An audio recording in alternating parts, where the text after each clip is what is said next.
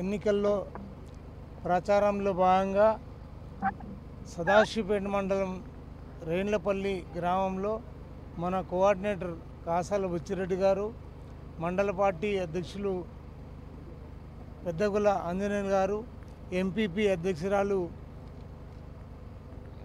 యాదమ్మ కిష్టయ్య గారు, మన PSCS chairman Ratnakar గారు, రాములు గారు, బామ్మియా గారు, లక్ష్మారెడ్డి గారు, ఈ గ్రామ యువకులు పెద్దలు అందరికీ హృదయపూర్వకంగా శిరస్సు వంచి నమస్కారాలు తెలియజేస్తున్నాను. ఈ గ్రామం నాకు మంచి మెజారిటీని ఇచ్చిన మీకు మరి మరోసారి నమస్కరిస్తూ, ఈ పార్లమెంట్ ఎన్నికల్లో మరి వెంకటరామరెడ్డి గారికి పెద్ద మెజారిటీని మళ్ళా మనం ఓటు రూపంగా ఇవ్వాల్సిన అవసరం ఉంది.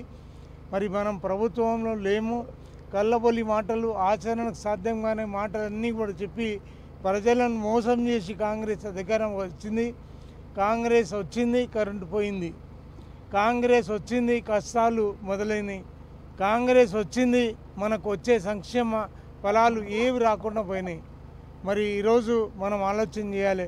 ఈ ప్రభుత్వం మీద తిరిగి పోరాటం చేయాలంటే మరి ఎంపీ కూడా నాకు తోడై ఉండాలి.